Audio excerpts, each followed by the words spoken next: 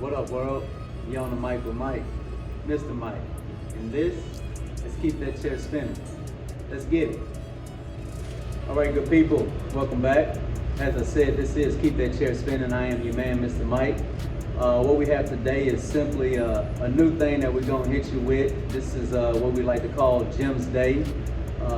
It's just a matter of bringing out a veteran barber, and I have the specialty of being able to say that I've known this man for quite a while and been able to work with him for even quite a few years as well. But just kind of want to get back to you and let you know that what you do have within this podcast is hopefully a podcast, man, that's geared to some of the barbers that are just coming out of barber school and not sure how to get ahead or how to find a direction when trying to get up in the game, or maybe even a barber that's been in the industry for a while and just kind of find themselves stagnant. This is hopefully something that'll get you over the hump, maybe some creative ideas, and hopefully kind of get you back into the groove and kind of find your way into keeping that chair spinning. Again, that is the name of the game. But like I say, this is GemsDay. Who I have with me today starting this one off is my man Ernie the Barber. Mr. Ernie, I've been knowing for 10 years. Actually started out in barber school with him. We knocked out the 9 months. Back in the game when it was 1,500 hours. Man, you barbers that are just starting out with 1,000 hours or whatever it is in your city and state, man, y'all are lucky. It took us 9 months, day for day, to try and get it done. So, I definitely spent some time with him, and now I've had the pleasure to work with Ernie for 4 years now. And I've seen Ernie definitely grind it out on some of the days when a lot of people definitely wouldn't want to do it, through all the holidays, through whatever little crazy time frame you can think of. And again, as I've said in some of our earlier podcasts, that's what it takes. It's a matter of grinding it out and trying to get to it when you really don't want to. I mean, you have to dig deep and just kind of push them feelings aside and them thoughts aside and just go for it. So, without further ado, like I say, it's Ernie the Barber. And, Ernie is just, I guess one of the main things, just kind of starting out, brother, is like, what got you into cutting hair? What was one of the main things that made you decide to take that route? Yeah, so one of the main things that got me into cutting hair, for one, was happened in my younger days. I got into some trouble, and I had a background, and though I could have maybe found some other jobs that will accept the background, I knew with the barber it wasn't so much of a problem if I had a background. So I knew that was one of the reasons, and I know my tattoos wouldn't cause a problem. And also, honestly, when I was younger, when I used to go to barbershops, I just liked watching the whole process of cutting hair. I mean, unfortunately, before the barbershop, I had a lady that used to mess me up, so that might have been another reason I wanted into it. And to be honest with you, I just like getting people fresh. I mean, I like to stay fresh. I'm particular about my haircut myself, as Mike would know, because he cuts my hair, and I give him a hard time about it every time. Hard time. But yeah, I just like, the feeling of getting somebody right, getting them fresh, and having that good haircut, making them feel good about themselves as well.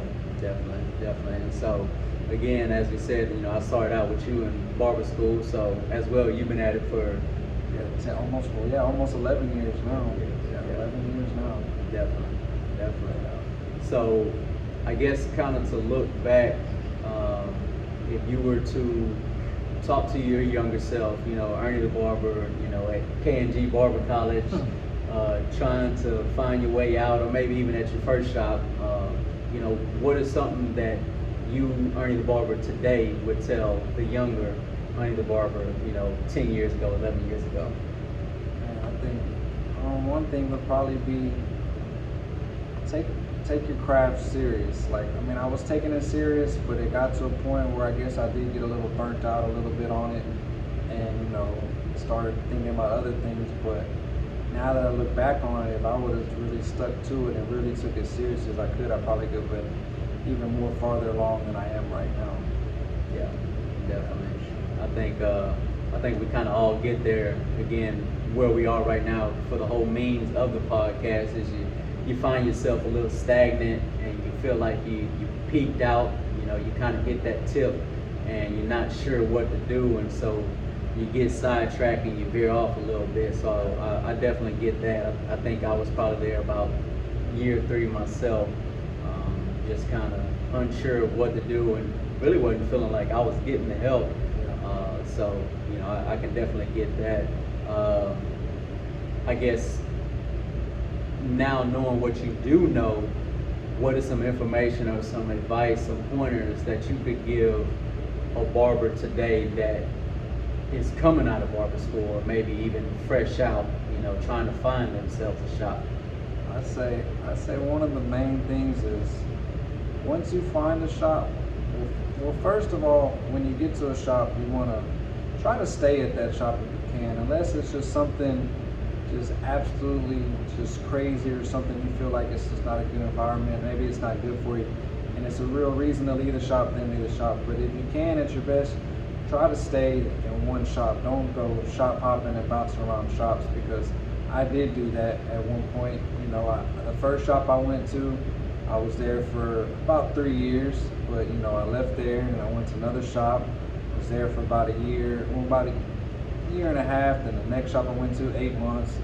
The next shop, about a year and 3-4 months, until I came here and I'm with Mike, and I've been here 4 years. But it really affects your clientele a lot. Like, you'll have some faithful people that follow you, but it's gonna get to a point that they're gonna get tired of following you to every single shop that you go to. So it's hard. Like I say, if I would have thought about that at the beginning, I got a good clientele built up now, consistently here for 4 years, and the clientele's good. But man, I look at Mike, I've been at 5 shops, like 5 shops already.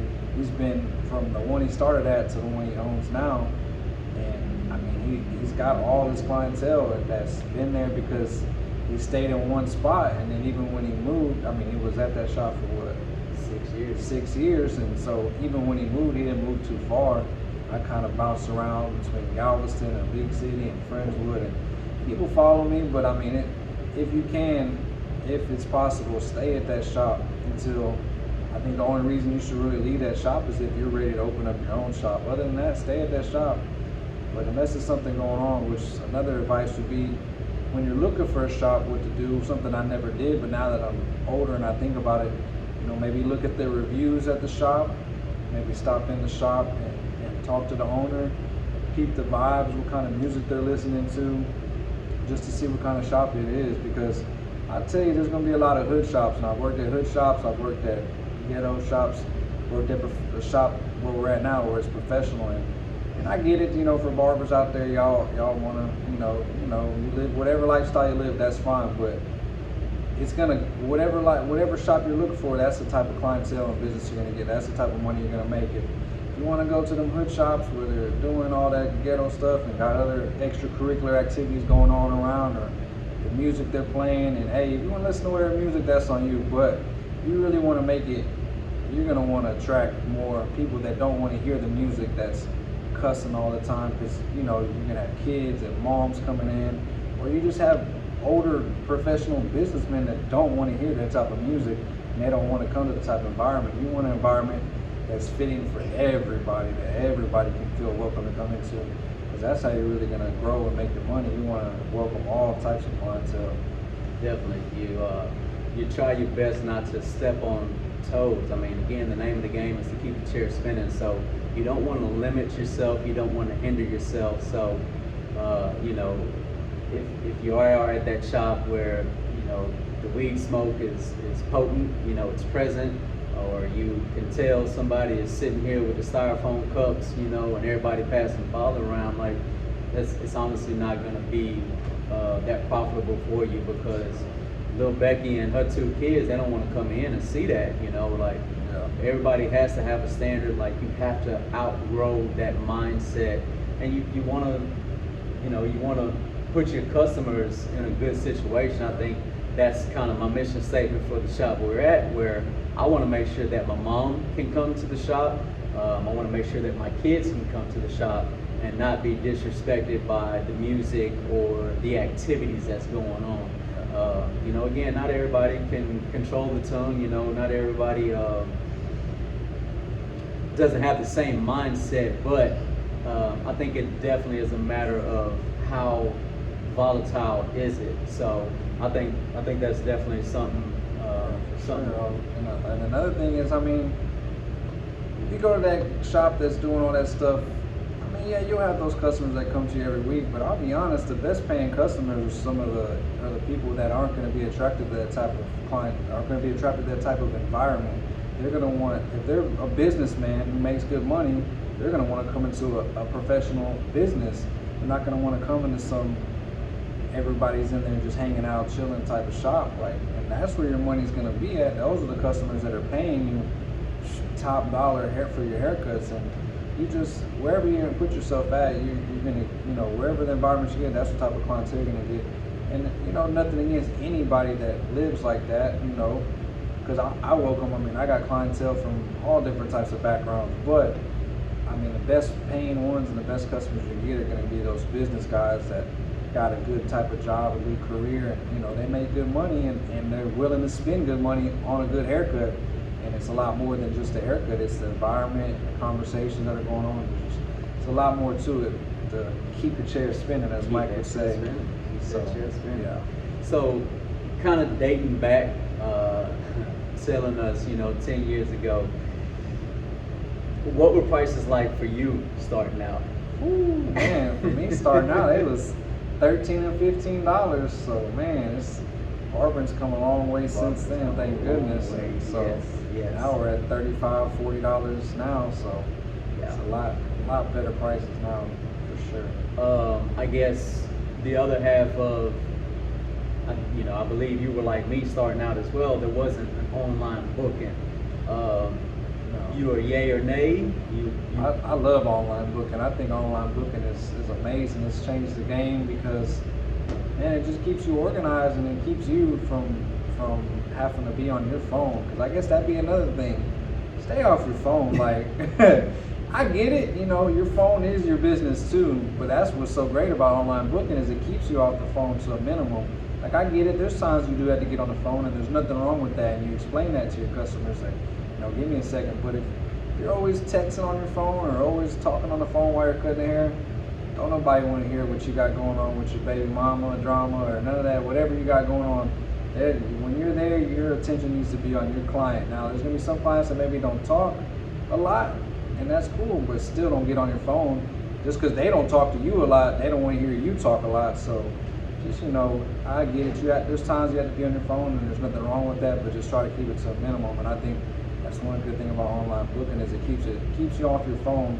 It keeps you organized. I mean, you can write down your appointments, but I'll just be honest, I didn't write down my appointments, and there was times where I double booked. It didn't happen too often, but it happened. But online booking, you ain't got to worry about that. It sends you a reminder, sends them a reminder. Now you got all your clients' phone numbers, information there. If you need to reach out to them, I think it's changed the game for real. I agree. I guess if I could touch on one more other thing would be like, how do you go about in pursuing your boundaries? How do you go about making sure that your boundaries are intact with your no call, no shows? I mean, it's an ugly part of the business. I don't care who you are.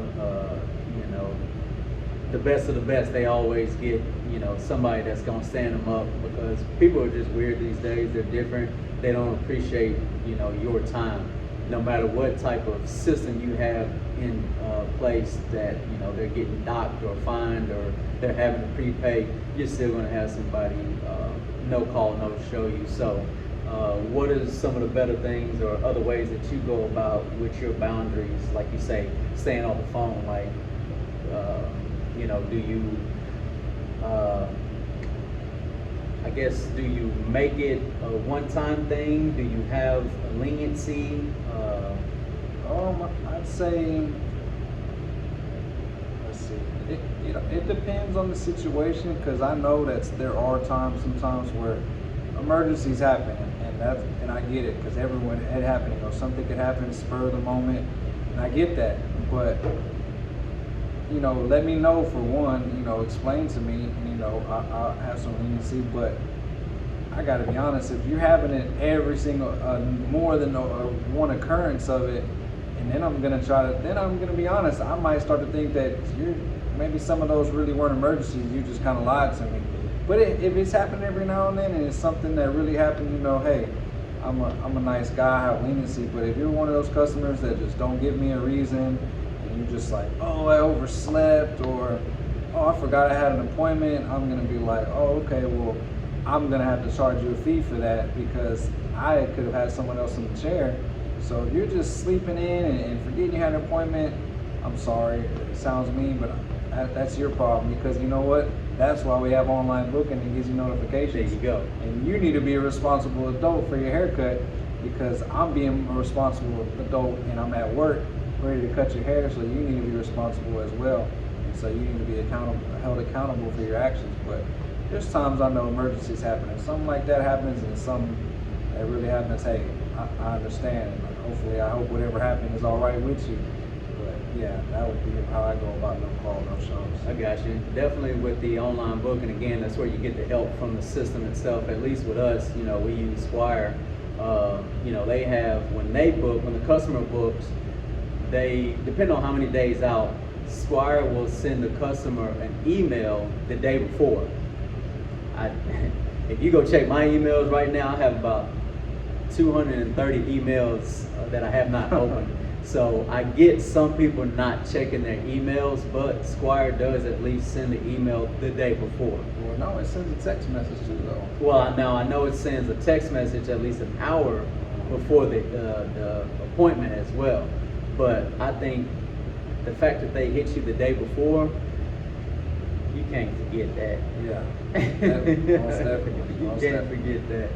But definitely, man, I'm all for it. You try to give some of the customers leniency. Again, if it's a 1 in 10 times, 1 in 20 is better. I take that. I feel like if it's 1 in 10 times and you don't have yourself together, and you're starting to play with my money, you're starting to play with my business, and kind of like I said the last time is, this is your career. This is how you're providing for your family or for yourself. If you're a single person, you don't have any kids, you don't have a spouse, you're still trying to provide for yourself. You're trying to put food on the table for yourself. So you don't want to waste too much time in letting somebody josh you around every other appointment that they make. Yeah, so you got to make them respect your business. Like, and I don't mean it in a mean way, harsh way, but you gotta respect that. Like you're saying, like, this is how I feed my family. This is how I pay my bills. This is my career. This is how I work. Like, they have to respect your business. And if they can't respect your business, maybe you don't need that customer. I think your last episode, the title was "Every Customer Ain't For You." So I mean, hey, sometimes there's signs you gotta cut some off, or maybe make it so where they have to prepay before they come. So. Yep. And that again comes down to the booking system that you have. Like again, for us with Squire, we are able to make it to where every customer can prepay, or if a customer for the last 3 times, let's just say even 2, the last 2 times they've no call, no show, man, I could swipe. Next thing you know, they got to prepay from there on. And I tell you, man, I'm saying these people are weird, man. They're tricky. You have some that will go and create a whole different email account. I've called customer service and I've got that taken care of as well. But it's okay to fire people. It's okay to be strict. It's okay to be stern with some of the customers. But keep yourself in mind. If you're sitting here wasting time and you done told 2-3 different people, no, I can't get you at 2 o'clock, I have an appointment, and this person done burned you the last 2 times, you done missed another 2-3 cuts right there. So you don't want to keep doing that. It's not good. It's not good at all. But yes, good online booking. I guess as we kind of get to the end, I just want to hit a couple hot takes, man, and see how the things are for you within the business. I guess if I would have to ask, what would you say would be one of your more popular or more decent haircuts that you don't mind doing? That I don't mind doing. And Honestly, most haircuts I don't mind doing. I like low fades. I like simple haircuts. I'm not gonna lie, I'd be cool with getting number 1, number 2 on the sides all day. Because that's a whole nother subject. Don't be worried about just doing them fresh skin fades all the time. Because sometimes your best customers, most high-paying customers, get some of the simplest haircuts ever. So I mean, I kind of like a little bit of everything: low fades, tapers, ball fades, regular haircuts. You know, I like doing beards sometimes, a beard work. You know. A little bit of everything. Definitely, that's another thing too. You know, you got the baldies, man, to where all they have is their beard. So you know, you want to take pride in all that you do, but you know, the beard is another genre, man, that just opens up doors, man. Like some people with a head full of hair, they won't even look at the haircut. It's like, man, that beard is nice, love it, appreciate it. I guess what are your least popular haircut, which I believe I know, but the least favorite haircut is a dang Edgar Tequache cut. I don't know why they like that haircut. I don't know. I can't wait till these kids don't like that haircut no more. Least favorite haircut. It's so tedious, so time consuming, so it's just ugly. I'll just be honest. Yeah. I don't know why they like it, but hey, I guess if that's what they want, whatever floats your boat, don't sink mine, huh? Yeah. I think, you know, the work that goes into that dang Edgar, man, and you sitting here and you're styling it up and you're putting so much oomph into it, and then they get out the chair and they go, oh, come on, man, I done put 30, 45 minutes into this for you to just go like this, and that's how you wanted it? Yeah, I definitely get that. Again, being at the game for 10 years now, man, we've seen clippers come a long way. Do you have a favorite clipper at the moment? I think Mike kind of knows. It's been hard lately. I don't know, these clippers. I personally like to stick to the OGs, to the walls for fading, like Magic Clips, and Andes for edging. But as of lately, I don't know what they got going on. They've been messing up and on little tedious things as the switch not working or giving out. Mike had the same problem. I got the same problem with the same Andes edges, but I prefer more walls than Andes. But there has been some. I got a pair of Stylecraft edgers and a pair of Babyliss, and they're good.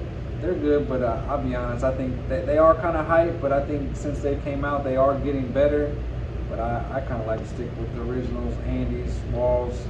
But Babyliss and Stylecraft, they got. So I don't have a certain specific favorite one, but yeah, I got some Babyliss and Stylecraft edges. They're pretty good. They play their part, but for the most part, it's unlike the original ones, the OGs. Yeah, I'd have to say the same. The Andes, like me, I still use 76s if I can. Kind of the same thing. I've had a little trouble with them from time to time, but if I can, I'm gonna definitely put them back in the shop and have them back out next week. I love my 76s. I love the Andes edgers. You know, definitely diving into Stylecraft here and there. Is there a clipper that you came across in the past couple of years that you just cannot stand, will never try again? Probably the adjustable Babyliss, because I got a Babyliss edger that's a trimmer that's good, but as far as this one, it's not a horrible clipper. I just think for the price, it was just overrated. It does the job, but it's super loud, it's heavy, it's bulky, and it just, I could buy 2 pairs of walls for the price of it, and they're gonna fade a lot better than that Babyliss adjustable clipper does. Got it. Good deal, man. Well, you know, unless you have anything else for the people, we're gonna bring this one to an end. That's about it. That'll do it. Yeah, just hey, stay consistent. Let's try to stay at one spot. Take your craft serious. There is money in it, but it's what you put in is what you're gonna get out. So what you put into that, the effort you put in, is exactly what you're gonna get out. If you don't take it serious, then people ain't gonna take it serious. You're not gonna go nowhere. But if you put your mind to it and get in here and grind it out and be consistent, you can make a good living cutting hair for sure. Indeed. Well, as always, good people, we appreciate you checking us out. This is GemsDay, my man Ernie the Barber. Check him out, definitely on Instagram. You got your handle, you know your handle? Yeah, it is Ernie the Barber. Ernie _the_barber. Okay. Check them out, man. Online booking. We go through Squire as well. Come holler at us, man. Keep that chair spinning. 1.